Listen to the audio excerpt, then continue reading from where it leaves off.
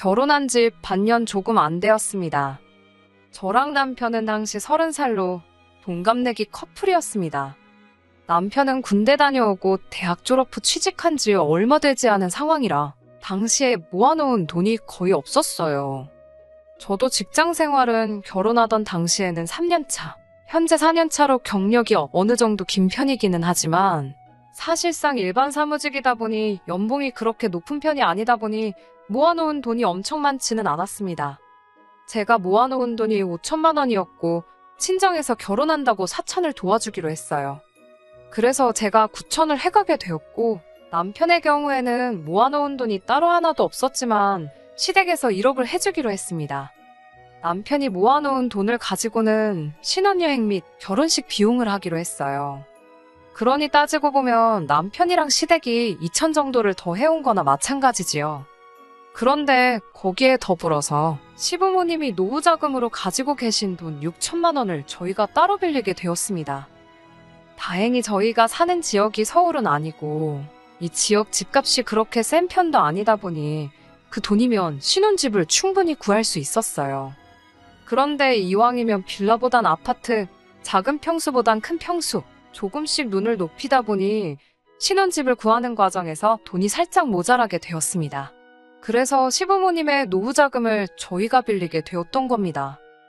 사실 신혼부부를 위한 대출 제도도 잘 되어 있고 대출 금리도 좋은 편이라서 그쪽을 알아보고 있었습니다. 어차피 결혼하자마자 아이를 가질 계획도 없었고 한동안 맞벌이 생활을 유지하려고 했기에 6천 정도 대출을 받는 게 저희 재정적으로 큰 부담이 되는 편은 아니었지요. 그런데 시부모님께서 저희가 대출을 알아보고 있다는 사실을 알게 되셨고 그러면 은행보다 이자를 더 싸게 빌려줄 테니 괜히 이자랍시고 은행 배불려주는 일 하지 말고 두 분 노후자금을 쓰라고 하셨어요. 저는 사실 내키지 않았습니다. 어떤 경우로든 가족끼리 돈으로 얽히고 싶지 않았어요. 저희가 빌려주는 상황이 아니고 빌리는 상황이었지만 제 입장에서는 그거나 똑같은 거라 생각했어요. 그런데 남편은 돈 한 푼이 아쉬운 상황에 절약을 할 수 있는 상황인데 뭐하러 거절을 하느냐 하면서 그냥 시부모님 돈을 빌려다 쓰자고 하는 겁니다. 이자를 은행보다 싸게 해주신다고 했지만 막상 돈을 빌리고 나니 은행에서 대출을 받을 때보다 0.2% 싸게 해주시는 거였어요. 대충 계산해보면 한 달에 7천 원 정도 되는 돈을 아끼게 된 거나 마찬가지입니다. 60개월 뒤에 갚기로 했는데 땅 파서 40만 원 안 나온다는 건 알지만 5년 동안 40만 원 아끼자고 은행에서 빌릴 수 있는 돈을 시부모님한테 빌리는 상황이 저는 석연치 않았습니다. 아니나 다를까 안 좋은 예감은 틀린 말이 없다더니 결국 이걸 문제로 이야기가 나오게 되었습니다. 시댁이나 친정이나 저희 신혼집에서 그렇게 멀지 않은 곳에 있습니다. 처음에 신혼여행 다녀와서는 당연히 친정과 시댁 둘 다 다녀오게 되었습니다. 맞벌이 부부다 보니까 둘이서 다 같이 쉬는 날은 주말 이틀밖에 없어요. 퇴근 후에도 시간이 있기는 하지만 보통 두 사람 다 일하느라 피곤해서 퇴근하고 나서는 보통 집에만 있지 활동적으로 어딜 다니거나 하지는 않는 편입니다. 연애를 적당히 오래 하기는 했지만 연인일 때랑 부부일 때 같은 데이트를 해도 다르게 느껴지잖아요. 거기에 두 사람 인생 중에 가장 깨가 쏟아진다는 신혼 때인데 말이에요. 그런데 쉬는 날이 되면 남편은 꼭 쉬는 날 중 하루는 시댁에서 시간을 보내고 왔으면 하더라고요. 집에서 가까운 편이니 평소에 못 찾아뵐 거리도 아니고 엄마 손맛이 그리우면 평일 저녁에 가서 저녁을 먹고 와도 되는데 꼭 쉬는 날만 되면 시댁에 그렇게 가고 싶어 안달이 납니다. 그렇다고 또 친정에 가는 걸 좋아하는 건 아니에요. 신혼여행 다녀오고 얼마 뒤부터 시댁에 거의 매주마다 가자는 식으로 나오기 시작했는데 처음에는 저도 별말 없이 잘 따라갔습니다. 시어머니가 우리 어떻게 지내는지 궁금하시대. 얼굴 보고 싶으시대라는 이유를 대면서 시댁에 가려고 하는데 그 말을 듣고 며느리인 제가 시댁에 가기 싫다 어떻게 말을 하겠어요. 그래서 처음에는 남편이 가자고 하면 그냥 별말 하지 않고 따라가게 되었습니다. 그런데 그렇게 한두 번 따라갔더니 그 후에는 그냥 이유도 없이 쉬는 날만 되면 시댁에 가는 게 일상이 돼버리더라고요. 시어머니도 처음 몇 번은 어디 가서 악덕 시어머니라고 말 나온다고 하면서 저보고 남편 옆에 붙어서 편히 쉬라고 하셨어요. 편히 쉬라고 해도 어찌 제가 시댁에서 편히 쉬어지겠습니까? 남편한테야 원래 결혼 전까지 지가 살던 지네 집이었으니 내 집인 것 마냥 두 다리 쭉 뻗고 소파에 기대서 앉아있거나 아예 소파에 벌렁 드러누워서 콧노래를 흥얼거리거나 하지만 편하게 있으라는데 그 자리에 앉아있는 제 마음이 얼마나 무거울지는 아실 분들은 아마 다 아실 거라 생각해요. 거기에 진짜 제가 아무것도 안 하고 있으면 시어머니가 저를 불러서는 이거 한 번만 도와줘라 하고 부르고 그거 해놓고 다시 쪼르르 거실로 가면 적어도 한 번 도와줘라 하시면서 결국 저한테는 겉으로는 쉬라고 하시지만 그 잠깐 사이에도 수많은 일을 시키세요. 며느리가 시댁에서 일하는 게 당연하다. 어른이 일하는데 어떻게 앉아서 쉴 생각만 하느냐 생각하시는 분들이 계신다면 어쩔 수 없지만 저 같은 경우에는 생각이 조금 다르거든요.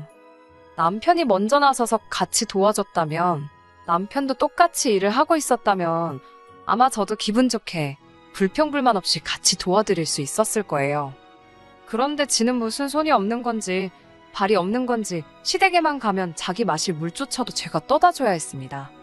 한 번은 너가 떠다 마시라고 했더니 시어머니가 물 떠주는 게 뭐가 어렵냐면서 눈치를 주시고 아이고 다리야 하면서 무릎을 붙잡으시며 남편한테 기어이 물 한 컵을 떠서 가져다 주더라고요.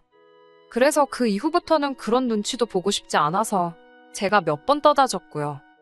남편이 그 모양이니 솔직히 그냥 도와드려도 될 법한 일들도 그렇게 기분 좋게 할 수 있던 상황이 아니었습니다.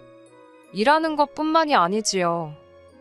새삼스럽겠지만 시댁 가서 저희가 뭐하고 오겠어요. 재롱잔치 하러 가는 건 아닐 테고 결국 식사를 같이 해야 해요. 나가서 사 먹으면 당연히 계산은 저희가 합니다. 그게 아깝다거나 생각한 적은 없었어요. 밖에 나가서 먹으면 차라리 마음은 편합니다. 그런데 시어머니가 식사를 준비해 주실 때가 있어요. 그때도 편하게 쉬라고 하긴 하지만 양념 정도만 직접 하시지 사실상 음식은 제가 다 하는 거나 마찬가지입니다. 그 고생하고 나서 식사 준비를 해놓으면 어김없이 제일 맛있거나 제일 비싼 반찬은 제가 앉은 자리에서 최대한 멀리 떨어져 있지요. 밥상이 무슨 임금님 수라상도 아니고 솔직히 팔을 쭉 뻗으면 못 먹을 것도 없어요. 저한테서 위치를 멀게 하면 멀게 할수록 저는 더욱더 아랑곳하지 않고 팔을 최대한 뻗어서 집어옵니다. 아니면 남편 시켜서 저게 나한테 너무 멀리 있네 하면서 제 밥 위에 올려놓게 만들어요. 그러면 시어머니가 예를 들면 그날 LA 갈비를 해주셨다면 요즘 갈비값이 어쩌네 저쩌네 하면서 재료값 이야기를 그렇게 하십니다. 그러고 나서 주변에 있는 다른 반찬들을 제 밥 위로 집어주면서 이것도 맛있으니 먹어봐라, 저것도 맛있으니 먹어봐라 하면서 최대한 제가 LA 갈비를 못 먹게 그렇게 노력을 하세요. 어머님 딴에는 최대한 티 안 나게 잘해주는 척 명연기를 하고 있다고 생각하실 테지만 솔직히 제 입장에서는 그 의도나 속셈이 뻔히 보입니다. 그래서 저도 어머님이 제 밥 위로 다른 싸구려 반찬들 올려주시면 저는 이거 싫어해요, 저거 싫어해요 하면서 남편 밥 위로 올려주고 아랑곳하지 않고 갈비 집어먹고 그랬지요. 그런다고 해서 다음번에 바뀌는 게 있는 건 아니지만 적어도 집에 가서 소갈이는 안 하려고 그 정도 노력은 하고 있어요. 시댁에서 있던 일들은 저 혼자만이 아니라 이 세상 그 어떤 며느리분들도 다들 겪을 일들이니 그건 둘째 치더라도 저를 더 열받게 하는 건 남편의 태도였습니다. 제가 시댁에 가면 많이 불편하다, 고생 많이 하고 온다, 그런 거 알아달라고 하는 것도 아니었습니다. 다만 남편이 둘이서 같이 쉬는 날 포기하고 저는 오히려 회사 다니는 것보다 더 많은 스트레스를 받는 건 아는지 모르는지 계속 시댁에만 가자고 하는 게 처음엔 이해가 가지 않았어요.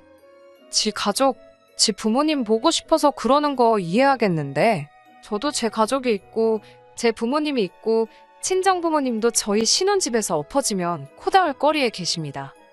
그래서 매주마다 자꾸 시댁에 가자고 하길래 이번엔 그냥 넘어가선 안 되겠다 싶어서 남편이 시댁 가자고 선수치기 전에 친정에 가자고 먼저 이야기를 꺼냈습니다. 그러니 남편이 대번에 처가에는 무슨 일로 가느냐고 묻더라고요. 거의 매주마다 시댁에 가서 시부모님하고 같이 저녁 먹고 오지 않냐. 나도 오랜만에 친정부모님하고 같이 식사를 하고 싶으니 이번 주는 시댁 말고 친정에 가자. 이렇게 이야기를 했어요. 제가 무리한 부탁을 한 것도 아니고 한 번 시댁에 가면 친정에도 한 번은 가자고 하는 말이나 마찬가지였습니다. 그런데 남편은 얼굴에 오만상을 쓰더니 친정에 가면 자기 불편하다고 갈 거면 저 혼자 다녀오라고 하더군요. 여태까지 시댁 다닐 때는 가기 싫다는데도 몸 말도 안 되는 이유를 대면서 저를 데려가 놓고선 막상 친정에 가자니까 오만상 얼굴을 찌푸리며 불편해서 싫다고 하니 어이가 없었습니다. 그래서 저도 똑같이 말을 했지요. 나도 시댁 가면 불편하다. 너가 친정 가는 게 불편해서 나 혼자 다녀오라고 하는 거면 무슨 말 하는 건지 잘 알겠고, 나도 시댁에 가면 불편하니 앞으로 시댁 갈 일 있으면 너 혼자 다녀오라 한마디 했습니다. 그랬더니 남편이 그건 무슨 경우냐고 하더라고요. 경우는 무슨 경우냐고, 내로남불도 아니고 내가 시댁 따라가는 건 군말 없이 바늘에 실 가듯 따라가야 하는 거고, 너가 친정 갈 때는 너 기분 따라 가고 말고 정하는 게 말이나 되냐고, 불공평한 거 아니냐고 했습니다. 그러니까 남편은 그 상황을 가지고 원래 그런 거라고 하더라고요. TV를 봐도 어디를 봐도 남편이 마누라가 친정에 가면 마누라 친정 갔다고 좋아하는 장면은 있어도 남편이 시댁에 가면 여자들이 남편 시댁 가서 너무 좋다고 하는 장면 본 적이 없지 않냐고 하는 겁니다. 말인즉슨 친정에는 여자가 혼자 가는 게 맞는 거고, 시댁에 갈 때는 당연히 며느리인 제가 남편과 같이 가야 하는 게 맞다고 하는 거예요. 그게 무슨 말도 안 되는 소리냐고, 어깃장 부리지 말고 제대로 된 이유를 대라니까 진짜. 세상에서 가장 어이없는 말 같지도 않은 걸 이유라고 대면서 지금 제가 공평 불공평을 자기 앞에서 외칠 상황이 아니라고 하더라고요. 무슨 근거로 그런 생각을 하고 있느냐고 했더니 저희 결혼할 때 결혼자금 이야기를 하는 겁니다. 우리 부모님, 그러니까 시부모님 아니었으면 지금 우리 이 집에다가 살림이나 차렸겠냐는 어이없는 소리를 하는 겁니다. 여태껏 연애했던 기간과 결혼 생활 통틀어서 했던 말 중에 제일 어이없는 소리였어요. 얼마나 어이가 없었으면 콧방귀조차 안 나오더라니까요. 어머님 아버님이 그 돈을 그냥 해주셨냐고 따졌습니다. 당장 두 분도 요즘 상황에 어디 투자하는 것보다 우리한테 이자 받는 게 더 이득이니까 그 돈을 해주신 거 아니겠냐 했지요. 혹시 은행에서 대출받아도 되는 돈을 해주시는 것 때문에 내가 매주 시댁에 가서 가사노동도 해야 되고, 사위가 친정은 대접도 안 하고 콧배기도 안 비추게 내버려둬야 하는 거냐고. 그러면 당장에 은행 가서 대출을 받아올 테니 시부모님한테 그 돈 돌려드리라 했습니다. 5년 동안 40만 원 아끼자고 그러기엔 내 시간도 아깝고, 내가 스트레스 받아서 골병 들고 주름 하나씩 생기는 거 생각하면 돈이 아끼는 게 아니라고요. 5년 동안 내가 한 달에 10,000원씩 해서 시부모님한테 돈 따로 보내줄 테니까 앞으로 나는 시댁에서 시어머니 일하는 거 도와주고 그러기는커녕 그냥 앞으로 시댁의 발길을 따로 안 하겠다 했습니다. 그리고 다시 한번 당장에 은행부터 가서 일주일 내로 시부모님하고 금전관계 청산해 놓으라고 했어요. 사실 여기서 남편이 조금 수그리고 들어왔으면 그냥 사소한 부부싸움 한 거로 치고 그냥 넘어갔을 거예요. 말이야 그렇게 했지만 솔직히 저렇게 돈 갚아버리고 하면 제가 시부모님한테 불만이 잔뜩 있다고 광고하는 거나 마찬가지잖아요. 사실상 싸우게 된 이유도 제가 시댁에 가는 게 싫다는 게 아니라, 시댁에만 너무 신경 쓰지 말고 시댁만 가지 말고 처가도 같이 가자, 친정부모님도 시부모 챙기듯 신경 좀 써달라, 이것 때문에 발생한 거나 마찬가지니까요. 그래서 일을 더 크게 만들고 싶지도 않았고 적당히 남편 참교육해주고 결혼 생활이라는 게 지네 집에만 잘해서 되는 게 아니다 하는 것만 알려주고 싶었어요. 그 뒤에 시댁에 가든 친정에 더 자주 가든 그건 그 나중의 일이고, 짚고 넘어갈 건 짚고 넘어가자는 뜻이었으니까요. 그런데 남편은 뭘 그 상황에서 아득바득 이겨먹어야겠는지 말 잘했다고 하면서 결혼자금 이야기를 꺼내버리는 겁니다. 솔직히 시부모님이 1억을 도와주기는 했는데 남편이 모아놓은 돈이라고는 1,000만 원도 안 돼서 결혼식 비용하고 신혼여행 다녀오고 나니 남는 것도 없었거든요. 지가 모아놓은 돈은 한 푼도 안 들어가는 거나 마찬가지였는데 큰 소리를 치면서 내가 1,000만 원을 더했네, 네가 덜 했네 따지고 계산하더라고요. 실제로 제가 해온 게 친정부모님 돈 합해서 9천 정도였으니 남편 말이 틀리지는 않았고 여전히 시댁하고 남편 쪽에서 1,000만 원 더 해온 게 맞지요. 방금 전까지는 시댁에서 빌린 돈도 해온 거라고 우겼지만 그걸 빼고서라도 여전히 자기 쪽에서 해온 돈이 더 많으니 제가 시댁 눈치를 봐야 한다고 끝까지 지 고집을 부리면서 한마디를 안 지려고 하더라고요. 제가 연애할 때 제 눈치 많이 보면서 제 기분 맞추려고 그렇게 노력하던 사람하고 같은 사람인가 싶었습니다.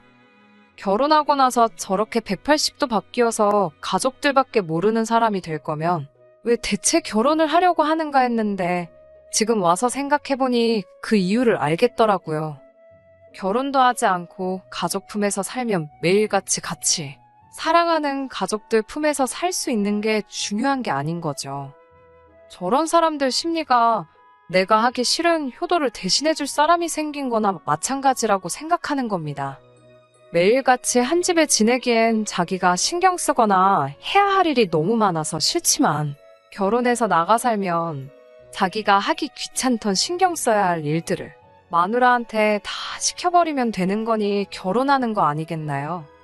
아무튼 남편이 고작 1,000만 원 가지고 제가 평생을 시댁 눈치 보면서 살아야 한다는 식으로 나오길래 저도 더 이상 그걸 참고 지내기는 싫어서 그냥 그 길로 짐 싸서 친정으로 갔습니다.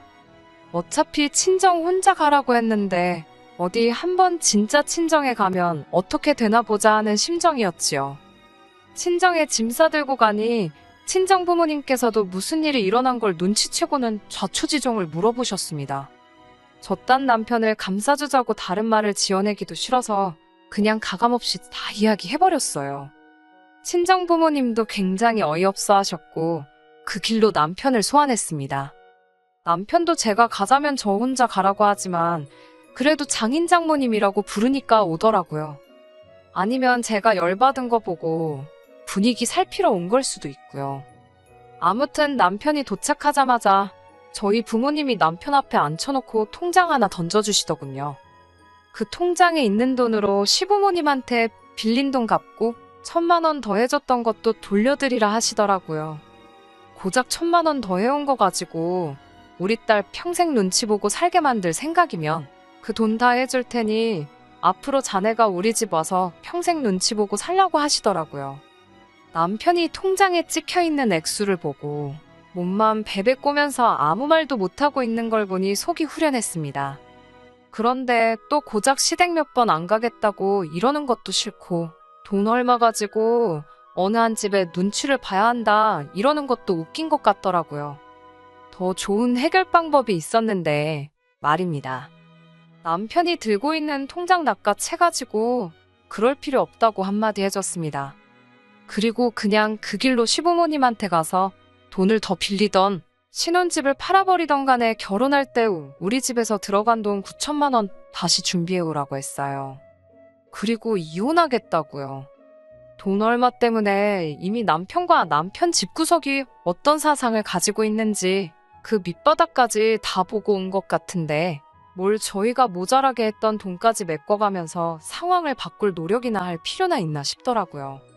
이렇게 살아봐야 앞으로 돈돈돈거리면서 그걸 가지고 안 봐도 될 더러운 꼴 보면서 살게 될 게 뻔한데 뭐가 좋다고 계속 붙어서 그 꼴을 보고 있어야겠나 싶었습니다. 차라리 더 늦기 전에 재빠르게 이혼해버리면 저는 저대로 눈치도 안 보고 남편이 자기 하기 싫은 효도 저한테 떠넘기는 꼴 안 봐도 되잖아요.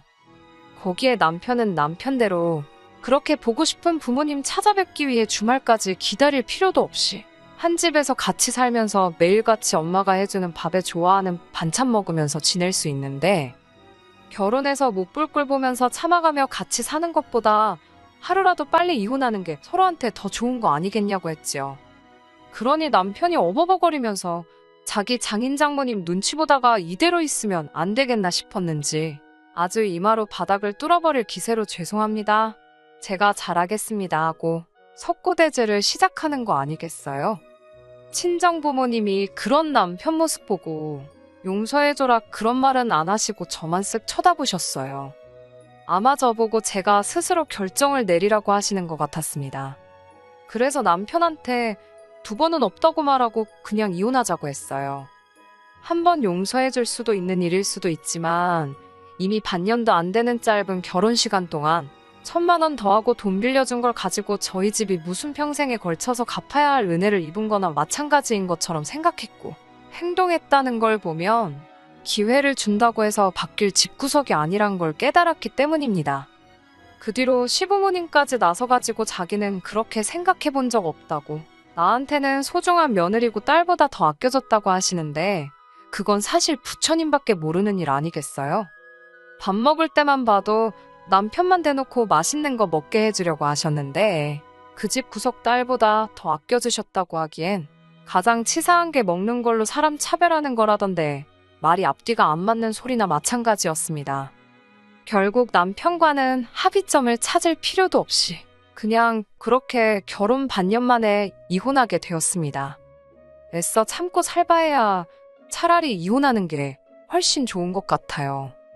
요즘 금리가 엄청 올랐다고 하는데 그 뉴스를 보면 또 금리 오른 거 가지고 얼마나 생색을 냈을까? 혹시나 금리 올랐다고 이자도 더 받아야 한다 어깃장을 부리지 않았을까? 그런 생각이 드네요. 반년 만에 이혼하게 돼서 사실 주변에서 수군거리는 거 들어야 했고 눈치를 봐야 했지만 그거 길어봐야 한 달도 안 돼서 다 사라지더라고요. 세상 사람들이 생각보다 남의 일에 크게 관심이 없는 것 같더라고요. 괜한 걱정 때문에 아무것도 안 하고 참고 사는 것보다는 잠깐 눈치 보이더라도 속 시원하게 제가 하고 싶은 대로 사는 게 정답인 것 같습니다. 끝까지 들어주셔서 감사합니다. 오늘의 사연은 여기까지입니다. 구독과 좋아요, 알람 설정 부탁드리고 더 좋은 사연으로 다시 찾아뵙겠습니다. 감사합니다.